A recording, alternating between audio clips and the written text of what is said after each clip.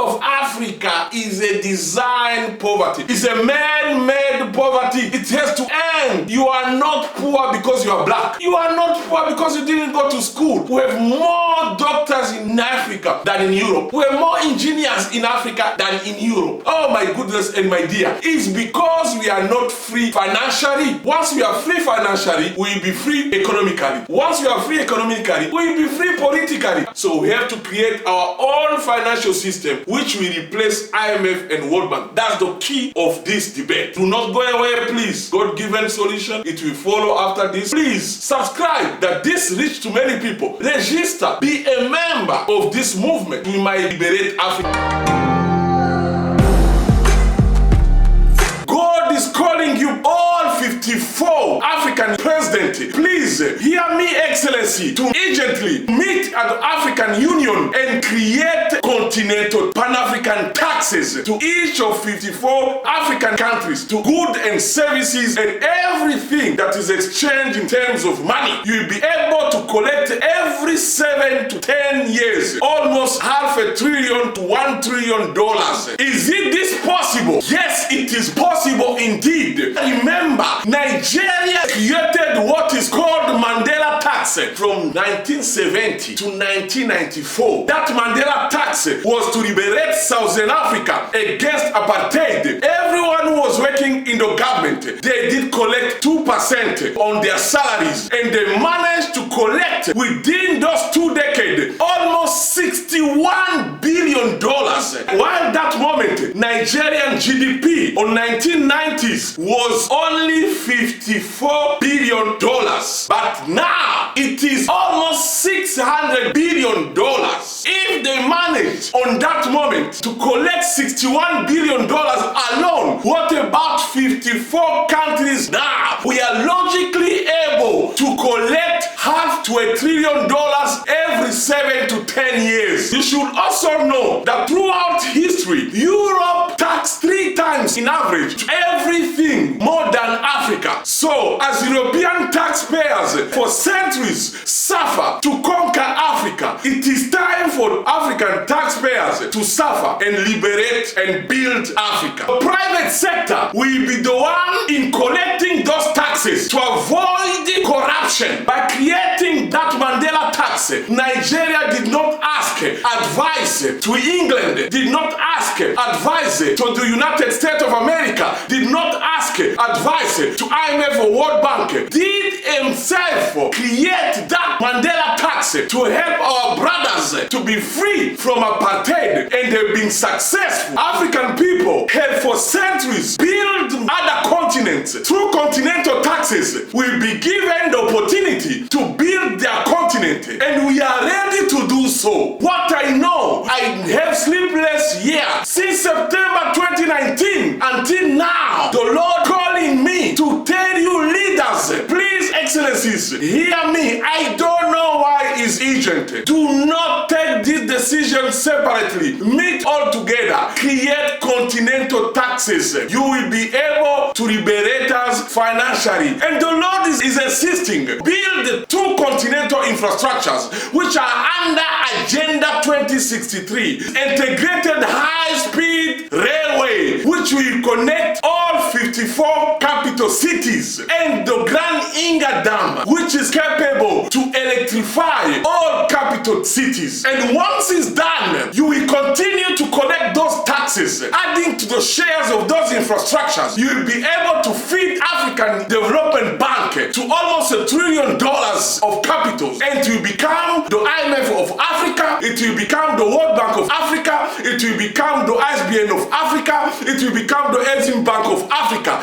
With the 7 years collecting those continental taxes, we'll be able to build those 2 continental infrastructures. With the other 7 years, we'll be able to build our own IMF and World Bank and create our own conditionalities and policies. Then it is on that stage that we'll be able to establish our central bank with our own common currency, which is Afro. We will ask all countries in Africa that are rich in reserve of gold to bring gold at their shares on the common central bank.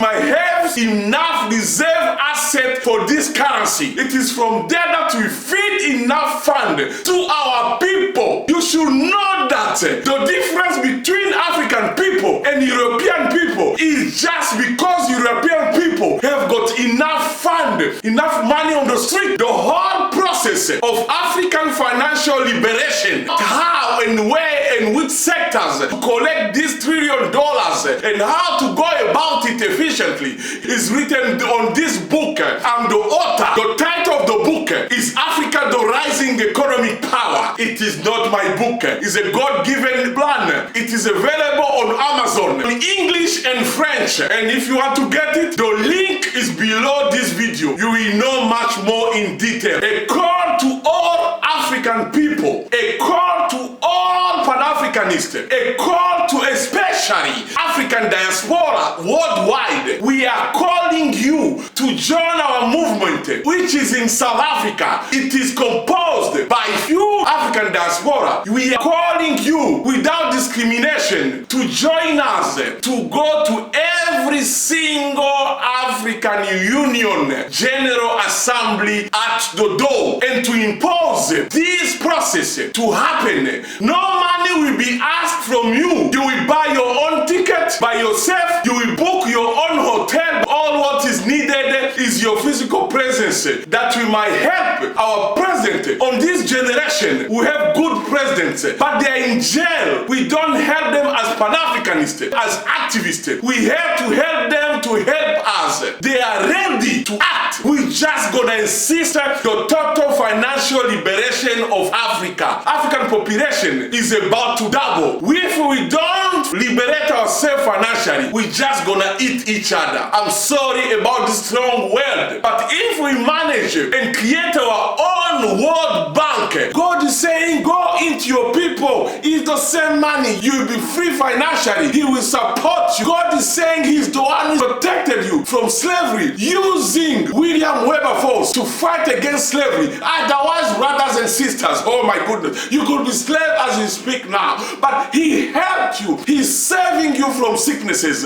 He's now want to take you to become the first economic power of the world for 200 years ahead. It is possible. Even China did not know that is coming. Why is it possible? It's because African GDP of most of the African countries have grown since 1990 until now tenfold, but Europe GDPs has grown threefold. It is not the UN that give net value. It is not the Human Rights Charter that gave net value. God is then calling you to go take back your intrinsic value, your wealth, that you might be able to enter into the globalization with full equal force. Africa since 1960s got many continental projects. They failed because we are not free financially. It is by being free financially that corruption will gradually end. It is by being free financially that we become politically free. It is by being free financially we'll be able to exploit our minerals. We'll be able to feed our poor people with enough money and be able to exploit their creativity. It is by being free financially we gain our position at the UN Security Council. It is by being free financially we protect our president who are vulnerable of assassination every single day. Why do we have to build integrated high-speed railway? First, it will connect all the 55 markets of Africa to become one and to attract so much to invest. Secondly, 30% of African countries are landlocked, are the most poorest countries in the earth, and they are rich in resources. Once they get access to the cost, the income of these countries will be huge. And the second infrastructure is the Grand Inga Dam. 45% of African countries have got less than 500 megawatt of installed electricity each. The Grand Inga Dam has potential to give Africa 40 to 45,000 megawatt of installed electricity. This Grand Inga Dam is able to offer 700 to 1,000 megawatt extra to each capital city of all the 55 countries. Imagine all the capital cities will be electrified each capital city, you can reach to another capital city within 1 or 2 hours, 2 days. Why the Grand Inga Dam have ever really been completed? A dam which could be able to fully electrify all capital cities of Africa. Who is the enemy of Grand Inga Dam? It is an American NGO which is called the International Rivers. Each time Grand Inga want to be financed, this NGO comes with full force to stop the financing of this project. It was in 2014 when the World Bank wanted to finance this dam, and this International Rivers went to the Congress of the United States of America, asked them to vote against this project at the World Bank, and the World Bank stopped and said they will only finance small projects in Africa to delay the electrification of the continent. This International Rivers did not stop there. In 2019, they came into South Africa at the parliament, asked them not to finance one of the phase of the Grand Inga Dam. Their argument on those two institutions at the World Bank, they explained that the Grand Inga Dam could cause environmental issues. But according to engineers at West Coast, the ones who studied carefully the dam, they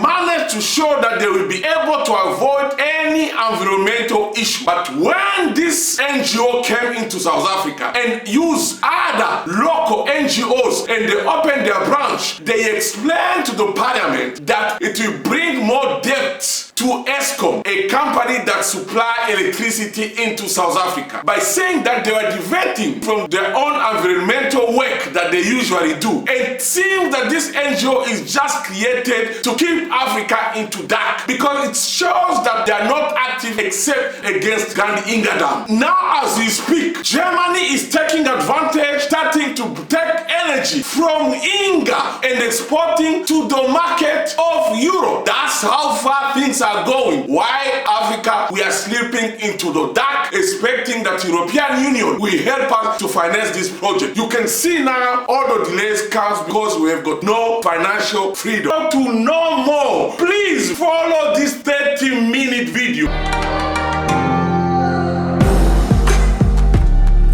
How IMF, all this Bretton Woods organization, how they've brought poverty into Africa is through their conditionalities and their policies. One of the conditionalities they ask before they give you money is the valuation of the currency. Usually they're supposed to let each currency to reach its market level, but they keep asking countries to devaluate the currency. So when they ask an African country, then the import will be expensive. Not only is the import is expensive, the export will be competitive. It means they will impose you to go and sell coffee for one country or this for another country. When it's competitive, you will get less money that you're supposed to. This is the control of our level. They don't want us to grow the way we started by the end of colonization. From 1960 to 1975, the economies of Africa were growing very fast. They saw that because they are the one who rebase our economy, controlling our statistics. The second one, they ask African government is the exchange rate reforms, the removal of the control of outflow of capitals in their central bank. They will tell you, let every of your people to just send their own money outside the country. The politicians that are corrupt, they then remove their money outside in Europe, buying houses and so on, when there's no capital. That's what happened in Kenya a few years ago. Once they removed, oh my dear, many politicians of Kenya, they started to take money going to Europe while the money of IMF came in. So you understand how they keep trying to make sure that money goes back in a different way. That's why the money went to Europe is double to the money we got from loan the last 6 years. The other policies they ask the government, you must reduce your borrowing.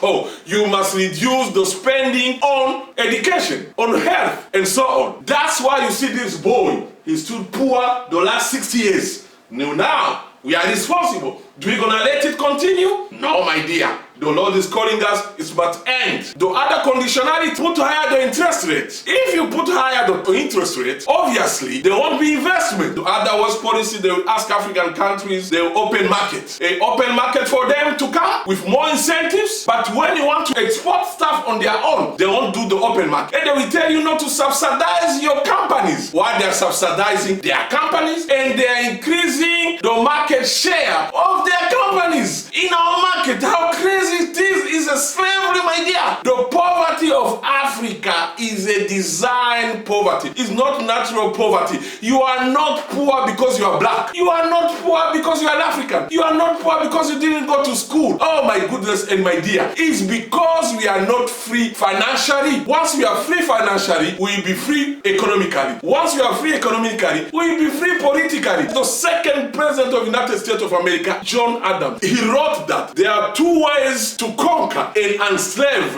a nation. The first one is to use a sword. The second one is to use loan. That's where comes IMF. Douglas Wellington, a former consultant of the World Bank himself, he said that World Bank tried to show externally that helping developing countries to develop, he said, is a lie. This is the one who was working there. Instead, he's promoting the first world countries to take advantage of financial weakness of poor countries, Africa at large. If we don't succeed by force, we use loan to conquer this poor country, to enslave this poor country. How it works. IMF, I told you the conditionalities. Now this country, we say, okay, I accept this money. This printing money become real money when this African government accepts it. And then in exchange, we give them the real money after that. And they won't follow how this money has been used. They won't say, okay, you Ghana, when this road, which was supposed to be 40 kilometers, is 20 kilometers, we won't give you another money. They don't do that. When you fail to pay, and what they will do, okay, we will forgive you. And they are very good. They will tell you, now we do the financing of your loan. How do we go about it? They will tell you, sell those public companies to the Western companies. Give us this oil in the cheaper way. You see, the transfer of wealth. All these years, it was just transfer of wealth. The loan is not a problem. The problem is that they're supposed to follow how this money was used. They cannot just keep forgetting so fast. In fact, behind the scene, there are huge diplomacy that plays to impose those African countries to ask for loan, even if unnecessary loan, to make sure that we get poor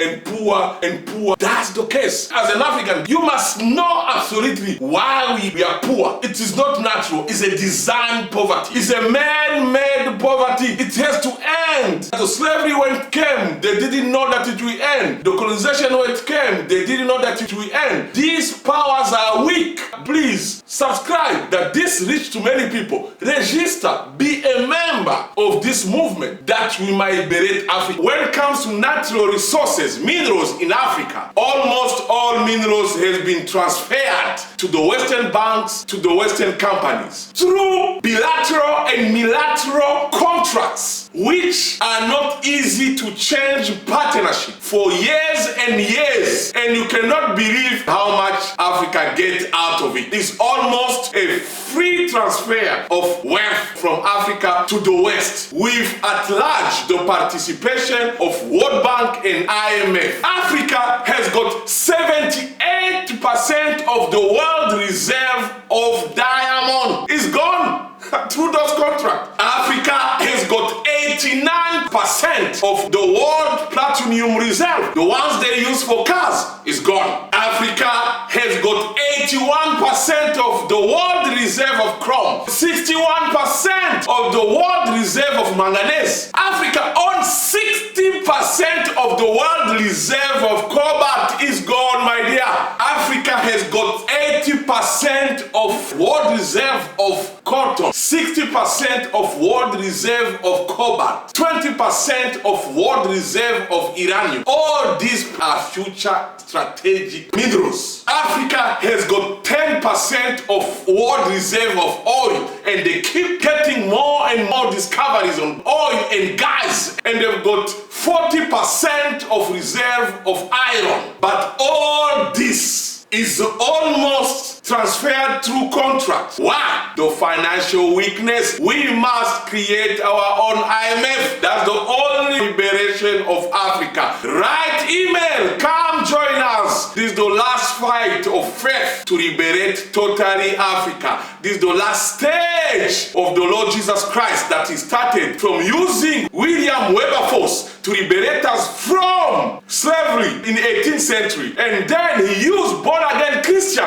to liberate us from colonization. He is now also using you to liberate Africa, the total freedom, which will be financial freedom, an entity which will liberate Africa from IMF, World Bank, Exim Bank, all these Chinese banks. The whole story of Africa's financial independence is on this book called Africa, the Rising Economic Power. It was written by me. It is on Amazon. We did put the link below this video in English and French. Let's take some few examples on minerals on some countries like DRC Congo, which is producing 19 million of carat of diamond every year, but is getting almost nothing, with production every year of 25,000 kilo of gold. But Congo DRC government get almost nothing, with 7,000 of ton of production per year of zinc. But DRC Congo government get almost nothing, with 100,000 of production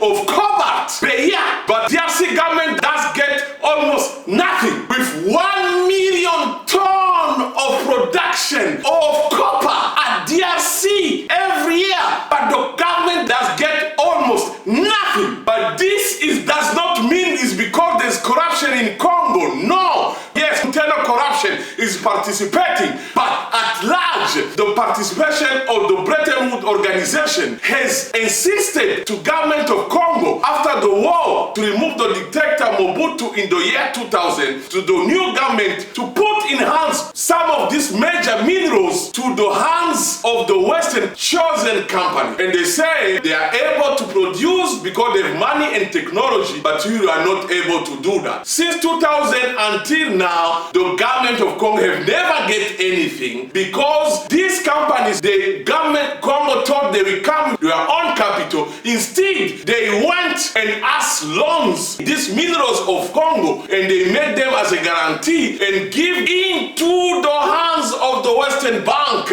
These companies, now they came with loans and they say we must pay these loans first and finish them, and now the government of Congo don't get anything, which now they can do nothing. They have to respect not to change partnership because it has been back to IMF. It's IMF which has brought those people that now Congo minerals is gone. More than $15 billion go every year out of Congo, but Congo cannot even get $1 billion to participate in their national budget. Imagine, because of the lack of common African financial freedom. But on the time of President Mobutu, even if he was corrupt, he nationalized all these minerals. He managed to cover 70% of the national budget from the minerals production. But when the war came, then they could not get loans from IMF. Instead, IMF said we must wait for the new government. Then when the new government came, they said you must change the law in the minerals and transfer these minerals to the Western companies. This is not from me, this comes from the director of JCAMIN, Mr. Albert Yuma, who explained exactly how the Western companies have stolen all the minerals of Congo and Congo can do nothing. And what IMF does, it promises you debt relief and push you to offer all these minerals to the selected Western companies. Another example, according to the former Minister of Finance of Zambia, Edith Nawakwi, the year 2000, Zambian president, forced by IMF, transferred all the copper minerals to the hands of Glencore in exchange of $600 million. While the production of just 1 year, Glencore has produced $6 billion worth of copper. It has been true, corruption is true, but the pressure of IMF could not stand because of the weakness of the African financial freedom. And this is found almost to all African countries. Year 2006, Glencore has produced $3 billion worth of copper in Zambia, but gave $50 million only to the government of Zambia. This you cannot say is because Zambia is corrupt. Who is corrupt? It's just the system. We have to create our own system. If we have our own financial system, we are able to really stop this 90% of corruption which is done by IMF and these Western companies which are taking advantage of our financial slavery. Another third example is for Niger. Niger has got the biggest reserve of uranium, with Areva, the company of France, since the last 50 years is producing this uranium for almost nothing. 75% of electricity in France is produced by this uranium from Niger. But guess how much they give each year to Niger, which is 1 out of 10 of Niger people have got electricity. They give them 5% of income of the wealth of that uranium. And Niger will only get back his mineral. Maybe holes will be empty at the year 2043, my dear. God is calling for election to create United Africa. The Parliament of Africa should be by languages. Africa has got 2,000 languages. Each language we elect its representative to the Parliament, and the Parliament we elect the president of the United of Africa Republic, not United States of Africa. Must create in terms of languages, because languages are more older than republics, and languages are crossing borders. Once we do a parliament of 2,000 parliamentary members, no, it's not too much. There are churches every Sunday of 30,000 people. So having a parliament of 2,000 people, as long as all most spoken and less spoken languages represented, it will be a representativeness of any type of diversity that we have in Africa. All commercial cities, capital cities, there will be mayors according to the dominance of languages to every place. Then you let everyone to be called African, because a country like a name Zambia, like a country like a name Nigeria, a country like a name Congo, all these names have been created by colonial administrators. Countries are not old as African languages. These republics, they are new. Like Tanzania was born in 1964. Like Nigeria itself was born early 20th century. It was called the Kingdom of Edo, the Kingdom of Benin, and it was only on the south of current Nigeria. There are almost 200 languages spoken in Congo DRC. There are almost 500 spoken languages in Nigeria. There are almost 50 languages spoken in Ghana. There are almost 85 languages spoken in Ethiopia. If these languages stays in one country and they are different, why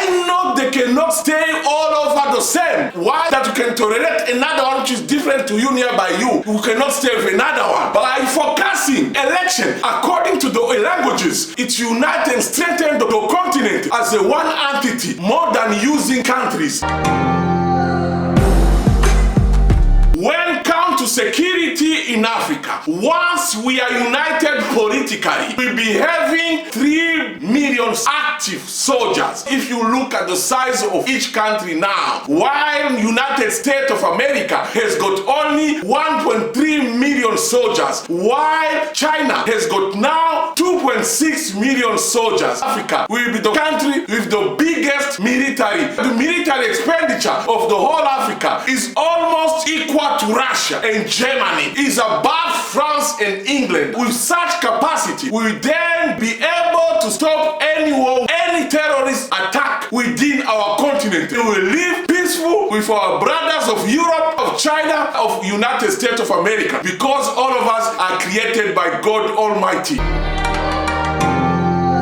To industrialize faster the continent, God is asking each of the 54 African countries to act like a private sector at a certain stage. For the first step, each African government to identify products and services they usually import, not only in the strategic sector, but in the common sector, as long as those products are usually consumed in their country. Once they identify those products, then the second step is to allocate and their national budget the money for fast industrialization, or to ask loans the way they usually ask loan for infrastructures such as road, such as a hospital. Once they ask loan, the third part will be to open industrial areas, especially in capital cities or in cities near borders. Then they start to do mass production of those goods. It is absolutely impossible to understand on this era a country in Africa that import shoe. Imagine a shoe or cloth while machineries of producing all what we need, whether it's cell phones, whether it's fridge,